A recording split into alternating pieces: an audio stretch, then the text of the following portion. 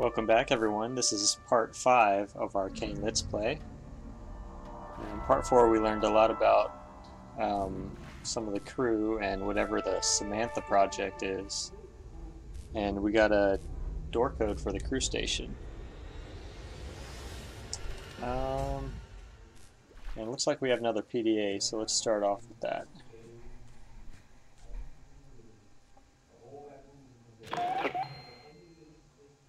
This is John Kern's PDA. They were growing someone. They were trying to grow Cayne. Cloning is unpredictable. Cloning an individual is impossible. It sounds like they were using something special. Something called Samantha. Alright, so February 9th. Today is a holy day. Henry Cayne himself has arrived, frozen and waiting for the great harvest to come. Soon the flesh of the immortal vessel will bring him new life. We're closer than ever, and I know it. The race has begun, and I will not allow Dr. Adams, the heretic he is, to win. No, Cayne will not allow it. He knows his plan, and he knows that it ends with me. Our Leviathan is Samantha. Nothing on earth is her equal, a creature without fear. The Book of Job, 41:33. February 14th. Never again will he die. Never again will he feel pain. Never again will he leave us. He will be reborn of his own duplicate flesh, and not that of Adams and his ridiculous mind transfer parlor trick. March 13th. We are getting closer. Our next patient has undergone the new and improved genetic fusion procedure and is reacting well. The spinal cord has been killed, meaning that the dead cells will need to regenerate and reform into a functioning spine. No signs of physical rejection thus far, and cellular regeneration is slowly beginning. It should reconstruct itself overnight. The next day, our Lord has stricken us with inadequacy. We have failed yet again. This is my fault, and I must, as always, accept responsibility. This time, I've added hooks to my whip, and I shall flagellate until dawn. I will elaborate on the results after I've taken time to reflect. The day after that. Fusing Samantha's DNA with the patient's caused the newly regenerated spinal cord to expand drastically, forcing the vertebrae to audibly pop into even halves. Soon after, the patient's immune system attacked the rogue spinal cells, which in turn retaliated by killing off all other attached nerves. In the end, the patient succumbed to asphyxiation, as the new cells burned through oxygenated blood more quickly than the lungs could produce it. Another failure, but still not a wasted body. Alright, April 8th. Praise be, I've spent the day, or at least most of it, reflecting on our Savior's brilliant plan. The pieces slide into place. Samantha, myself, and the almighty Cayne in the same facility. The planets must be aligning, or are aligning, excuse me. The end draws near, or perhaps the beginning. June 11th. The patient is no longer viable. After a promising start, the regenerative tissue again expanded beyond intention. Surprisingly, the patient's removed vocal cords were reconstructed. Of course, it did not understand speech. It must have been frightened by its own inhuman screaming, as it immediately tore its own throat out. Wow. After some gurgling, it regenerated within hours. Then terrible screaming and bloody extraction. A cascade of rotting tissue. The previous throats began to form a dangling, bleeding scarf as the patient continued to tear itself apart. Wow. July 1st. Oh, that abomination. As far as Sharon can tell, Adam's unrighteous creation has wasted precious flesh in making a toy of some kind. Just like its creator, the abomination has been an unholy waste of resources. Even a name such as hobo is an undeserved grace. It is an animal and nothing more. August 13th. Pestilence strikes. The fungal threat is weak now, but soon it will spread to our food and our bodies, if it hasn't already. This is our first, and perhaps final, warning to make haste. I traced the spores to a cargo shipment earlier in the year, but have no idea how they became so virulent. Behold, with a great plague will Cayne smite thy people, and thy children, and all thy gods. 2 Chronicles 21:14. August 29th. The fungus is having an observable impact on the cellular regeneration process. One patient began to develop a film of what resembled reptilian scales, complete with a secondary set of eyelids. This is unacceptable. The spinal regeneration process has been mastered. Almost any tissue can now be perfectly reconstructed, but it's impossible to get definitive results with this interference. Cayne, if you truly seek rebirth, why do you hinder me so? Is this not the time? Surely there is a reason. October 12th. Samantha scratched several demonic scrawls into an insignificant employee's back. I warned them not to get close to the succubus. She is the devil. Sometimes we need to make a deal with hell to get closer to heaven. September 18th. Forgive me, Cayne. I succumbed to Sharon's temptation and had a romantic dinner, rather than working late, as I should have done. Watch and pray that ye enter into temptation. The spirit is indeed willing, but the flesh is weak. 1 Timothy 6:11-12. My repetitive failure has indeed had an impact on my faith. I am being tested. For the love of Cayne, I shall rise above. December 4th.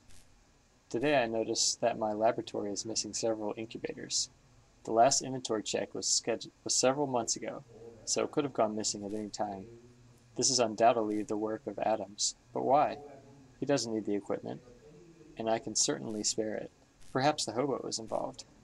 It is disconcerting at best. December 15th. Time is of the essence. Samantha's escape today is likely to be the first of many, and we will eventually run out of ways to subdue her. The re-engineered grubs are producing a potent gas that is driving the beast to fluster. Whether she kills us all, or we find a way to kill her first, neither outcome revives Cayne. I will not rest until he has returned to intervene. From this point forward, I live for nothing else. Alright, so we finally get to meet Professor John Kern. There's a whip over here, assuming that's the one he was talking about punishing himself with.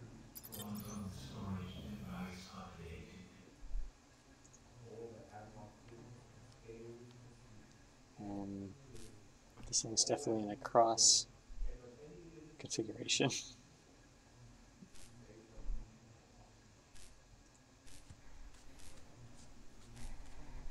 I wonder how long this computer's been on fire.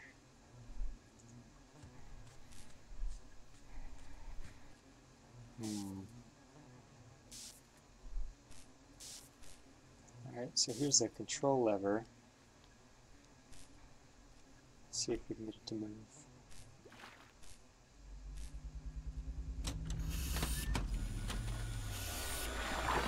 That was nasty. Oh, wow. There's another lever over here. Wonder if we can use the blade. For crying out loud, what was I thinking? Can we put this back down? Apparently not.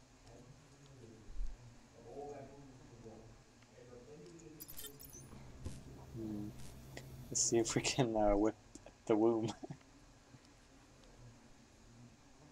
Nope. Alright, here's a dead guy. A mangled PTD clings to its spinal cord. Interesting.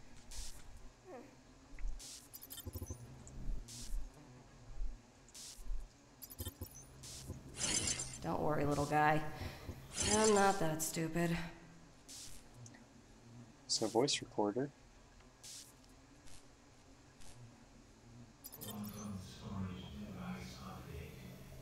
John Kern, note to self, all that have not fins and scales in the seas, and in the rivers, of all that move in the waters, and of any living thing which is in the waters, they shall be an abomination unto you. Leviticus 9:10.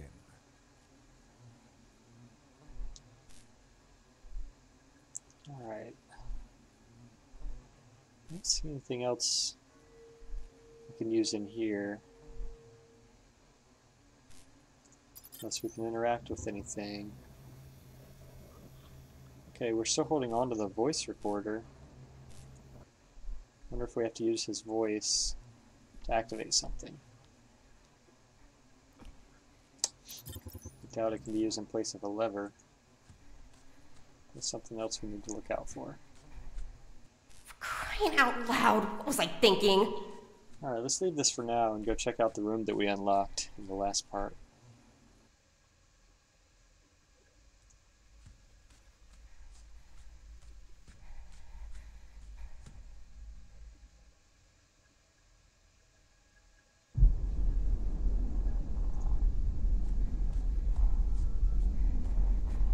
Let's see. It's gotta be one of those two doors.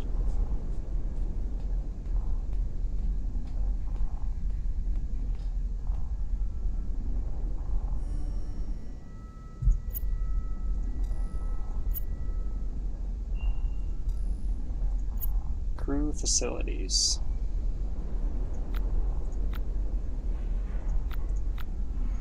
It worked. Bloop, bloop, bloop, This bloop. can't be how I meet my end. I have so much more inside of me. I have so much more to give to the world. Yep, this wasn't my plan either. This wasn't how it was supposed to be. You're young. You can get through this. And then, I'm stuck. Stuck with a baby. It's not a life. Not fair for either of us. There are other choices. Bingo! I did make a choice. It didn't end well. Women in my family have bad luck with babies. I'm continuing a proud family tradition.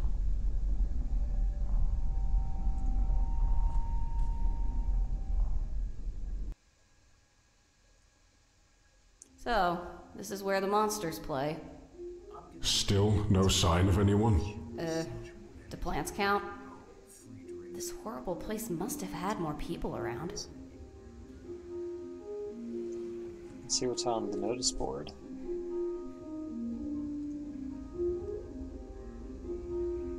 Looks like it's a menu.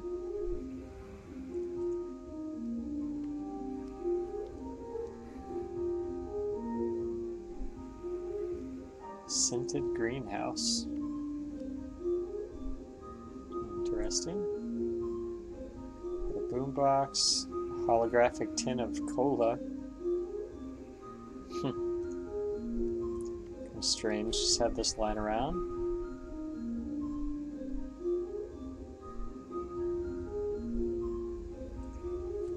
A bent stripper pole. Oh wow. Oh, I bet we can use that as the lever. Let's see.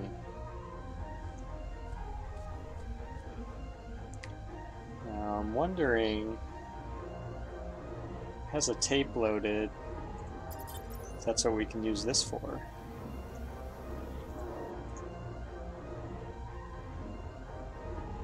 Just to play his message over the boombox. Can I get a J-O-S-E-P-H? Can I get a J-O-S-E-P-H? Yeah, the beat goes on. Don't forget your free autographed photo of me, sealed with a kiss. I was expecting something else to happen, but I guess that works. Looks like we just swapped it out.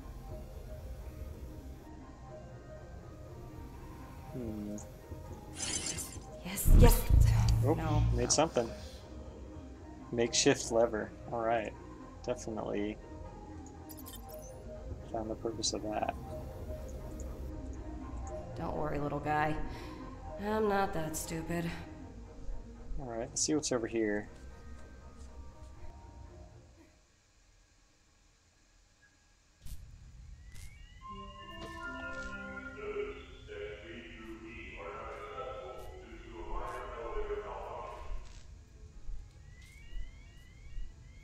Looks like crew quarters, mostly. Except for this crashed elevator.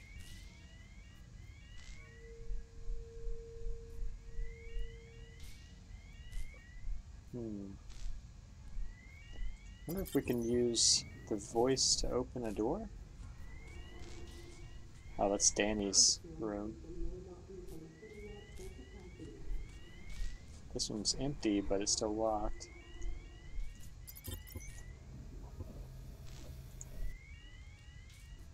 Dr. Adams.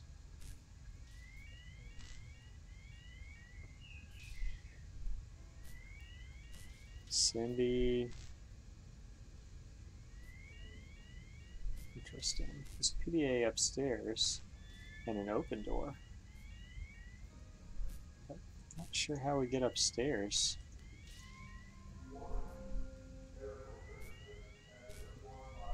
Oh, maybe there's stairs through here. Oh, we walk up the ramp. Oh, let's check out this room first.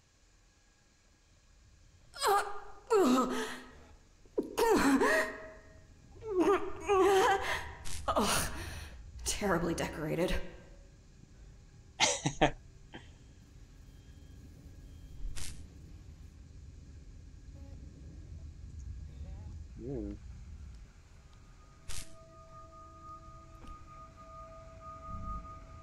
Oh my god. I know him. I know this guy. What guy? There's a photo of... Oh shit. Old boyfriend? Drunken bar night in a morning full of regrets. They paid for the procedure. They chose the hospital. Who? Cayne Corporation. Oh wow.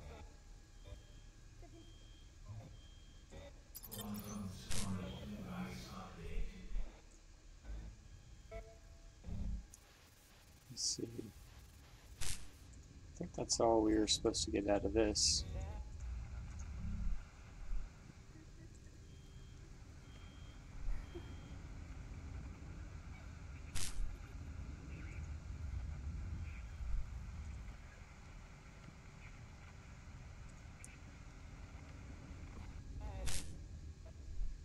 Alright.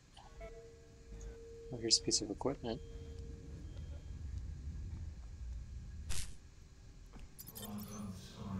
A PDT. Oh, nice. And it looks unused. How do you know? No blood on it. And it doesn't smell like rotting meat.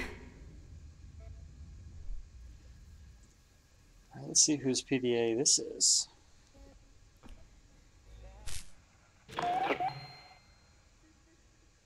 Julia Kern. February 6th. Daddy is anxious. He won't admit it, but I think the idea of having Cayne and Stasis here bothers him. He knows his work is coming along slowly. He's scared to fail in his holy light, but knows that he will. Poor Daddy. March 14th. Oh, that's Sharon. I'm sure it's her temptation that is leading my daddy to failure. She keeps him from punishing himself like he should. She scolds me for calling him daddy because she thinks I'm too old. Excuse me, but I was raised with a little thing called values. Besides, she wants me to call her mom. Double standards, right? March 23rd. Joseph is so special. Do you ever feel like something is just meant to be? It's like a tacky feeling to describe, but it's true. It's cliche for a reason. How can you have nostalgia over someone you just saw a couple of minutes ago? I don't know, but it's the best feeling in the world. Babysitting Samantha's brood is easier when I know I can go see him afterward. April 4th. Ugh, another day. Another load of brood gas harvested. I understand that we need it to help Samantha calm, but it's such a pain to watch over her oversized maggots. Of course, why bother with the gas when we can just stick Sharon in there to calm her down just as well? They look about the same anyway. Haha. Did I mention how much I hate working with this bitch? It's bad enough that she's screwing my daddy, but I have to work with her every single fucking day. Wow. April 5th. Time to vent.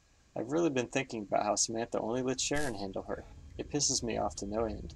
Joseph could cheat on me, and I'd still be angrier about Sharon and her stupid lopsided face. I wish that witch would stop trying to micromanage my family. May 1st. The 1st of May is always so romantic. Spring is here. I mean, it's probably somewhere or other. There aren't really seasons here. Sometimes the atmospheric controls break and tries to either freeze or burn us to death, though. That could count as seasons, I think. June 8th. It's a tough life. Nothing can ever just be okay, you know? If somebody isn't sick, you can bet they're tired or hungry or stressed out. There's nowhere I'd rather be, though. Most people don't get to live with their daddies forever, much less a 5-minute walk from their perfect boyfriend. Plus, I'm working for a righteous cause. It's all worth it. August 14th. You, fungus! They say it's all inside the ventilation system, and now it's starting to settle on the outside of the vents. Maybe that's why everyone's got food poisoning. How long has this stuff been around? It smells like old feet. September 9th. Work's getting even harder for Daddy now that this fungus is everywhere. I have just the thing, though. I can make sure Dr. Adams doesn't use this as an opportunity to get ahead. Tonight I'll level the playing field. Joseph likes to bring me into Adams' workspace when we get really romantic. I'm sure he won't notice if some information gets deleted, right? October 4th. Sharon says her face is so disfigured because she had a stroke and lost control of the muscles that are supposed to hold the right side of it together. I'd have a stroke too if I had to live knowing that I was such a helpless idiot. Except I'd do the right thing and just off myself so that the rest of the gene pool didn't have to deal with me. October 23rd. It's been a really long time since Daddy's told me a story about Mommy. When I was a teenager, he put me to sleep every night with a story about the two of them before I was born and how happy they were. He denies it, but I think her death has a lot to do with his decision to practice medicine. Now, though, he insists that it was his calling from Cayne since he was a child, and that Mommy was just an insignificant cog in the machine of life. I understand. Everyone copes differently. December 11th. Dr. Adams has done it. He's mapped Cayne's mind into a new host. No rejection. This isn't how it's supposed to happen. Daddy just needs more time. I've rewritten the results and updated the ARM computer with Joseph's login details, but I'm not sure how long I can keep this up. Cayne helps us all. December 12th. Joseph struck me hard across the face. Doesn't he know that I've been sabotaging their research? Or does he know that I've been sabotaging their research? He calls me Grubelino while he ravaged me with some over-the-knee spanking and whips lightly across my back. Does he still love me? Oh, I know he does. December 15th. It's a blessing from Cayne. Samantha broke free today and killed 5 security guards. Why is this good? I managed to sneak over to Ralph during the commotion and print a PDT. I've used Joseph's high security level clearance details. I've also managed to grab a blank one. I'll save it for a rainy day. December 17th. Daddy hasn't slept in 3 whole days. He barely eats. And what has Sharon done? She's distracted him. He needs to focus on Cayne. Maybe it's time I finally gave her what she deserves. Joseph has been cold towards me, despite my submitting to another beating and some light strangulation. December 19th. Bruno and I are over. The bastard. He admitted to me that Adams paid him earlier this year to fuck a young girl. Was she prettier than me? Does she believe that pain is pleasure? No. No, this cannot continue. December 23rd. I'll lure Sharon over to Samantha's cell and use Joseph's PDT to release Samantha on her. I just need a little human flesh to get their broodlings buzzing, and Samantha will do the rest. With security thinned after the incident, nobody will ever find out. Even if they do figure it out, Joseph will get the blame. December 25th. This is it. The power has just turned off for the maintenance or something. I decided to take care of that, Sharon, and then I can set things straight for Daddy. Praise be to Cayne. Alright, so she's definitely a troublemaker around this place.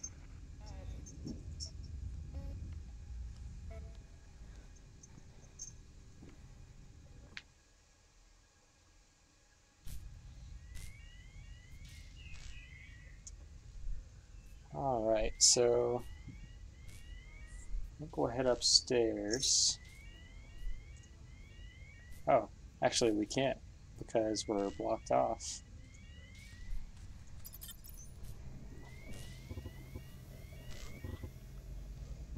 Alright, well I think we'll go see what this lever does before we end this part.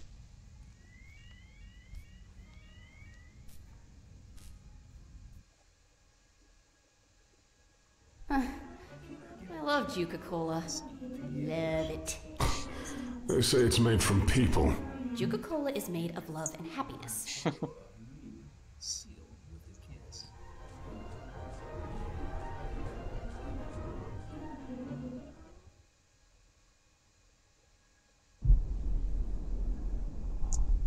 Alright, so the lever was in the birthing nexus, next to that big giant womb.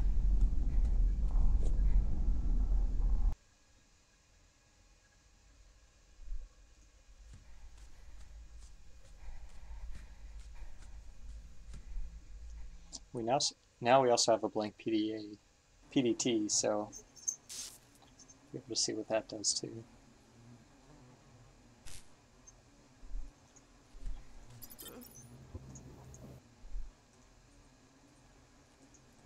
Hello.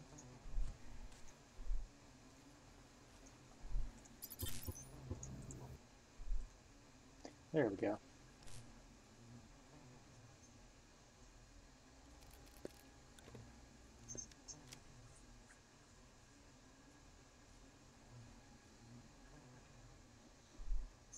Okay. Holy Toledo. What's the worst that could happen? Never say that, Hadley. I'll be darned. Like Oh, cracking wow. open a lobster. I think I'm gonna hurl. Never did like seafood. Ugh. I think I'll be giving it a skip going forward.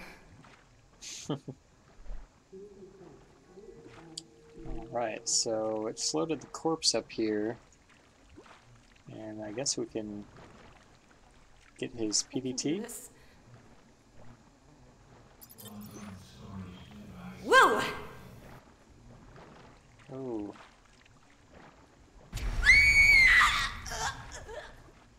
Oh shit, that's not good.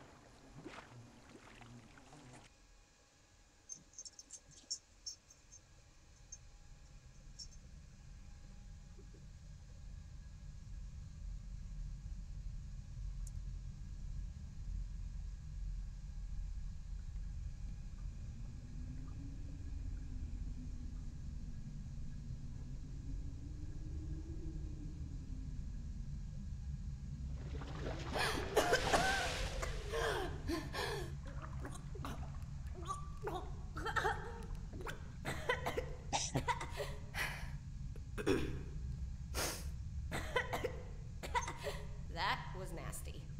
I bet.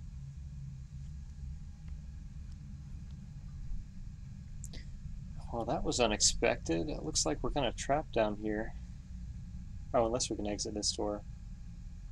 But anyways, I think that'll wrap it up for part 5. See you next time.